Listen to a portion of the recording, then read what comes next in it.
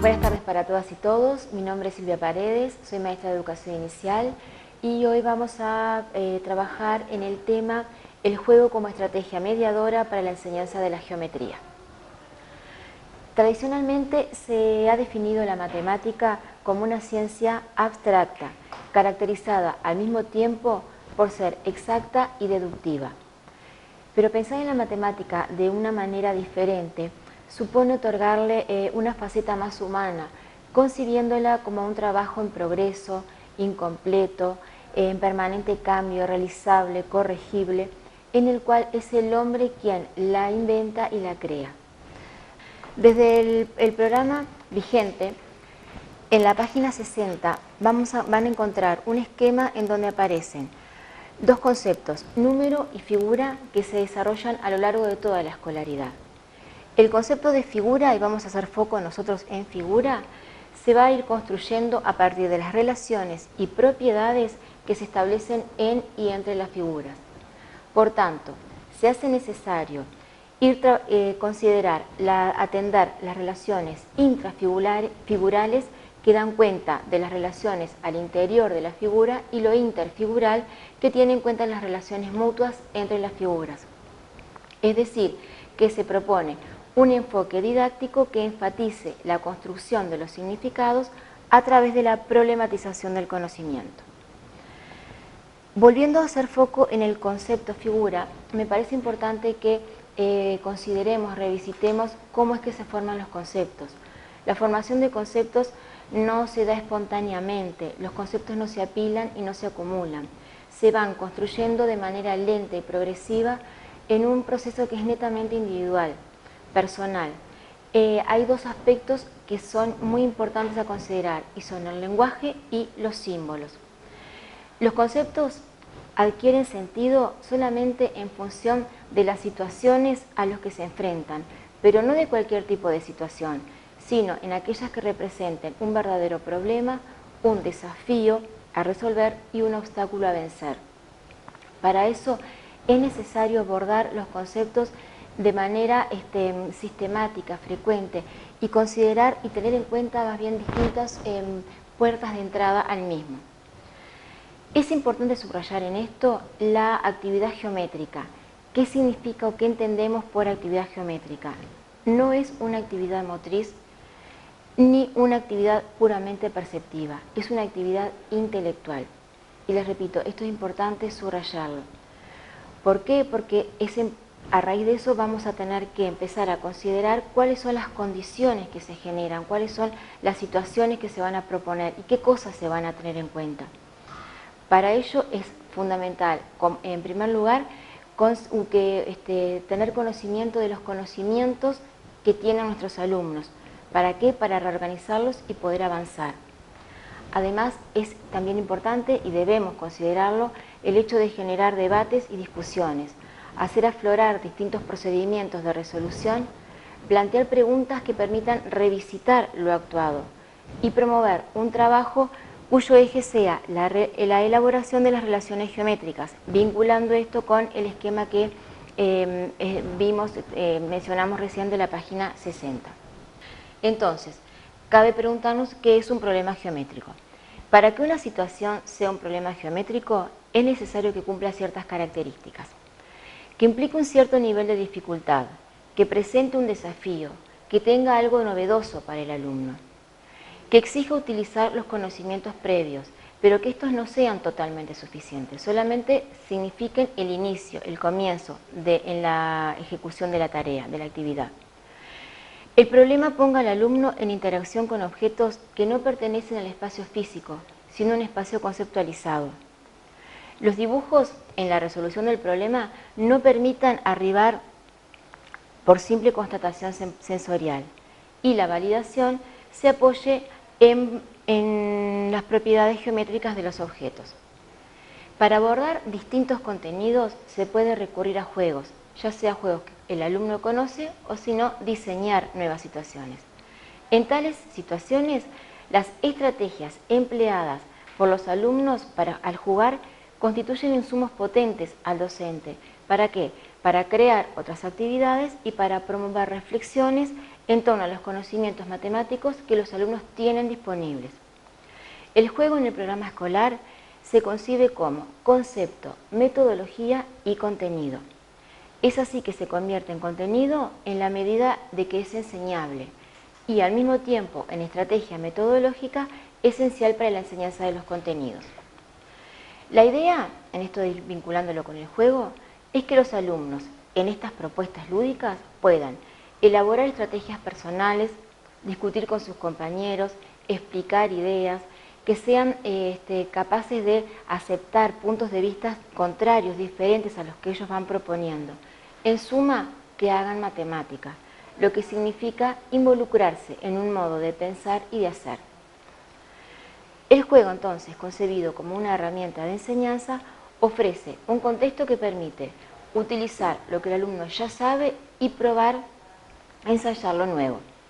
Se constituye como un problema cuando, como decíamos anteriormente, cuando adquiere sentido para quien lo va a resolver, ideando, pensando, planeando distintos modos de hacer, distintas estrategias de resolución. A la hora de jugar, son muchos los aspectos que se deben contemplar y es el maestro el que debe cuidar esta trama lúdica, atendiendo a, por ejemplo, la modalidad organizativa, la exploración del juego, el respeto de las reglas de juego y el monitoreo del interés de los alumnos, la duración del juego y la frecuencia. Son bien importantes considerar estos aspectos a la hora de planificar las diferentes propuestas. Las reglas de juego lo que hacen es delimitan y regulan la actividad lúdica. Por lo tanto, es necesario, es condición primaria, que los alumnos las conozcan y las respeten. Es decir, forma parte del contrato didáctico, qué puedo y qué no puedo hacer en determinada situación. Luego de cada una de las instancias de juego se hace necesario una instancia, un momento de reflexión, en donde se hagan públicos los saberes que circularon a la interna de cada grupo, que se puedan identificar las diferentes estrategias ganadoras, cuáles procedimientos de resolución resultan más ponderados, más rápidos, cuáles son aquellos que hay que ir descartando porque obturan o enlentecen o producen errores. Estas instancias son las que debemos instalar en el aula. ¿Por qué? Porque se constituyen en aquellas que hacen la diferencia entre lo que es un juego por diversión y lo que es un juego que se realiza en el aula con un propósito de enseñanza definido.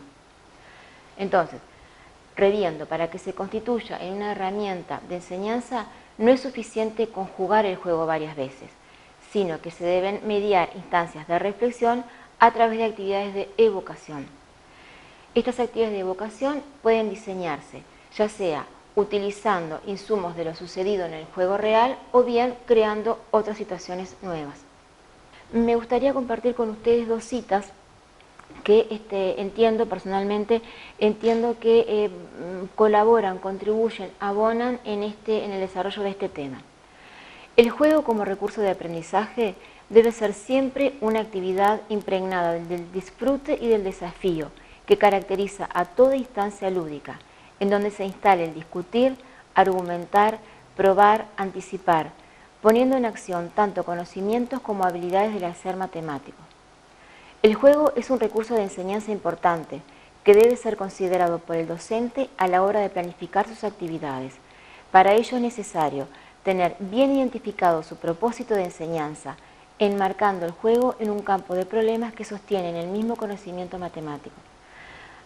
Subrayar y considerar la importancia del disfrute, la importancia del juego, la planificación y qué cosas y qué aspectos se van a considerar en estas propuestas.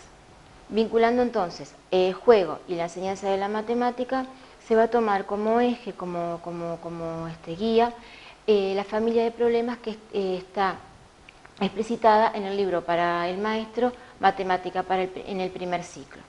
Y ahí se proponen una serie de familias de problemas, en las cuales, por ejemplo, la A es reproducir y reconocer figuras planas y del espacio.